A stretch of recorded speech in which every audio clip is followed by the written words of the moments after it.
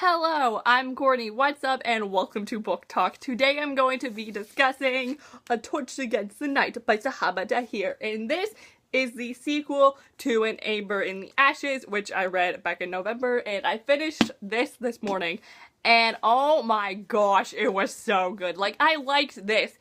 But I'll link my book talk down below if you want to know more about it. But I liked this book. I didn't love it. But then I read this, and oh my gosh, this was wonderful. I loved this book. This one was so much better than the first one, which I know they're both good books, but this one was just so much better to me. This had everything like I needed, like it was wonderful, and I can't say much for this since this is indeed a sequel. So if you want to know more about what this series is exactly about, I'm going to link my book talk to the first book. But if you haven't read these books yet, pick them up. Also buy the physical books, because look at them. They're just so beautiful together. But this book was amazing. There were plot twists from left to right. I was just like on the edge of my seat. Like, I could not put this book down. Like, yesterday I read over like 100 pages. Like, I read this book in 3 days because I was literally just like reading for like 5 hours straight, and it was wonderful.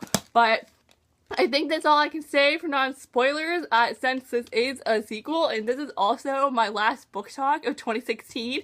That's a little sad. This is the last book I'm going to be reading in 2016. I'm not going to start any other books because it's the 29th, and I don't think I could read a book in 2 days. No. So this is the last book talk, 2016. Whoa, but yeah, that's all I'm gonna say for non-spoilers. Just pick up these books, okay? Join this bandwagon, because I joined this bandwagon pretty darn late. And you should join it too, because these books are amazing. So that's all I'm gonna say for non-spoilers. If you haven't read the books yet, leave right now. So, bye non-spoiler people! Okay, so A Torch Against the Night. First up, can I just say, look how beautiful this is. Like, look at it naked. This is just gorgeous, okay? But, where do I even begin with this book? Like, so many things happen. Like, Sabaa surprises me a lot. Like, I cannot tell you how much shock I was in, especially, like, at the end with everything. I was like, oh my gosh, Sabaa, this is amazing. Like, how do you do this? Like, oh, so many twists. I can't. Okay, let's not talk about the twist. What should I talk about first? Let's talk about Helene, because I did not like Helene in this, but then we get to this, and we read from her. We get a POV from Helene, which at first I was not happy about, because I did not like Helene. I was not a part of the Elise-Helene ship. I did not like that, did not want that to happen, which thank God it did not happen, but we get to read from her. And honestly, she surprisingly grew on me as this book went along. Like, I actually started to enjoy her point of views now. Sometimes her point of view, like, especially in the beginning, was, like, really boring, and I just wanted it to be over with since I didn't like her, but then she started to grow on me somehow, and I was like, wow. And I feel like that's mainly because, you know, she doesn't want to kill Elise, because she's assigned that mission, obviously, since she's the Blood Strike now, but I don't know, she grew on me because she didn't really want to kill him, and then I just started feeling really bad for her, because then at the end, Marcus killed her mom and her dad and Hannah, and I was like, oh, poor child, I just want to give you a hug right now. But honestly, Helene really scares me though, because, I mean, she's a violent chick. Like, I would not want to mess around with Helene. And it especially, like, really scared me at the end in her last point of view where she's looking in the mirror. She has one of those, like, mainstream main character moments when a character looks in the mirror. It's like, oh, look, that girl I once was is now gone, and here's a new me standing. And that, Helene has one of those moments. And she literally goes, Helene Aquilia's dead, and now who I see is the Blood Strike.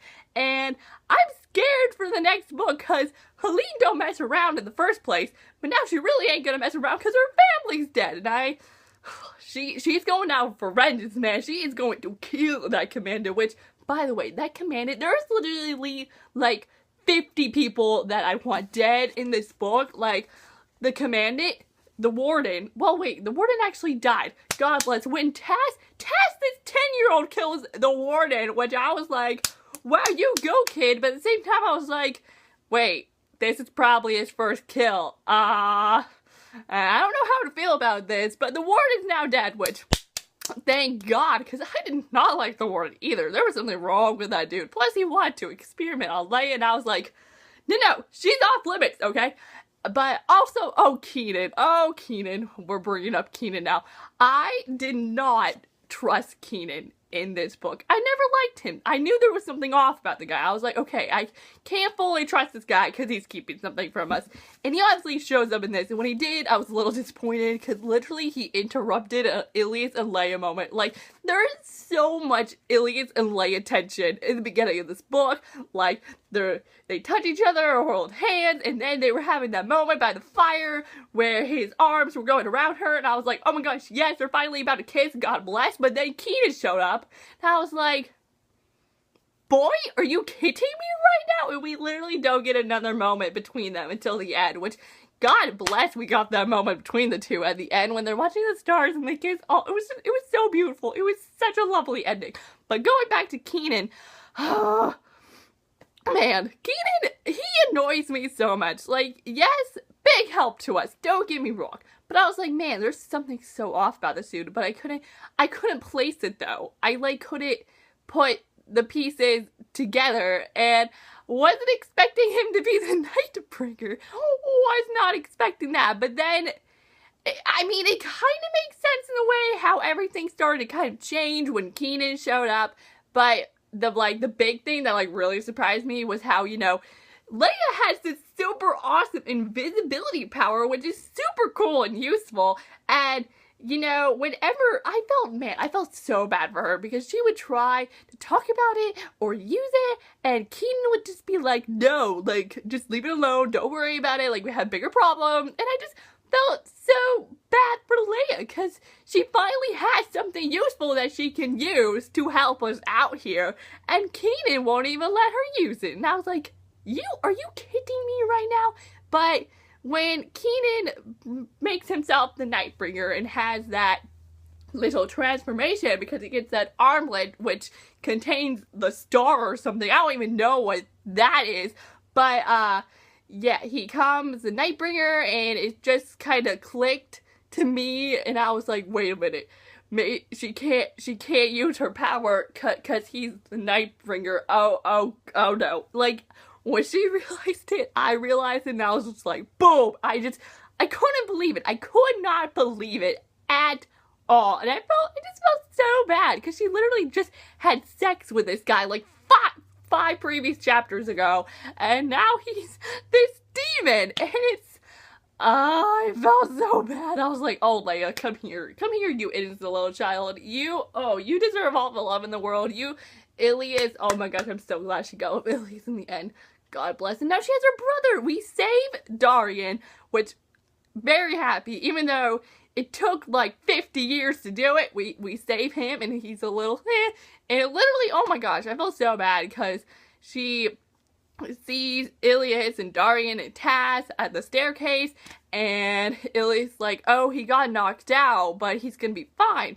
And then it's a month later, and they're at that cabin in the forest, and he's still asleep. I'm just like, oh gosh, he's dead now. Great, but no, he wakes up at the end and sees Leia, and he's just like, look at you, sister. And I was like, oh, he's so proud of her. But, okay, speaking of this forest, okay, so Ilias is dying the whole time, which broke my heart, because literally 50 pages into this book, he gets cut by his mom, and there was poison on that cut, and it's like this illegal thing called nightweed, and he is dying. And he visits this place called the Waiting Place and talks with the soul catcher, and at the end, the soul catcher's like, I've been talking to you because I want you to become the next soul catcher. And I'm just like, nope, no, you are not taking my baby Ilias away from me.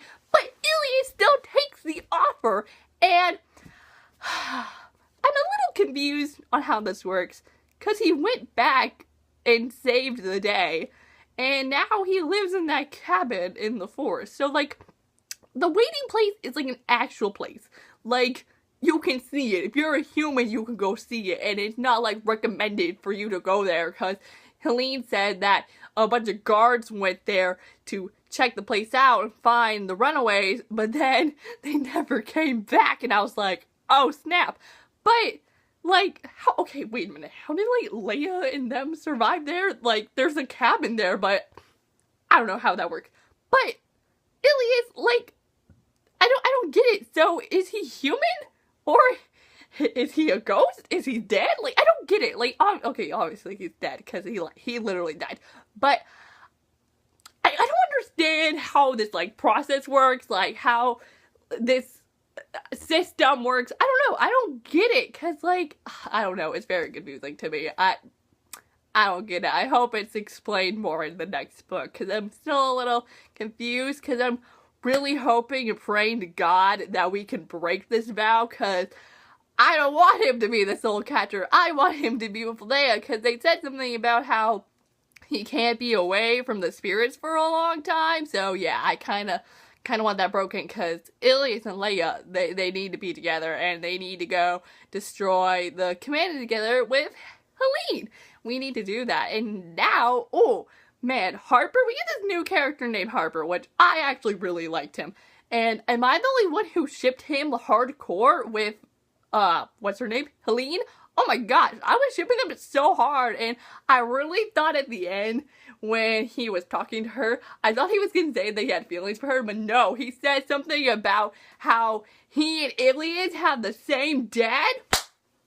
What in the world? Harper is literally just like, oh yeah, I have something we can use against the commander, something about dealing with Ilias and our father, and I'm just like, are you kidding me right now? Like, you are telling us this right now when we could have said this earlier in that stupid throne room when the commander showed up, which, oh my gosh, the commander needs to go. She needs to go die in a hole. Like, I cannot stand that woman and how her mind works. Like, when Helene got there and it was like, oh, Marcus, the commandant, she's planning an attack, and then literally 5 seconds later, the commandant showed up, and I was like, what the actual heck? Like, how are you even here? You were at the stupid camp, and I don't know how she does this. She has to have some magical ability, hands down. Like, a normal human being could not do that. No. Like, how she, like, knows things, she shouldn't know. Magical. She has magic. I'm betting it.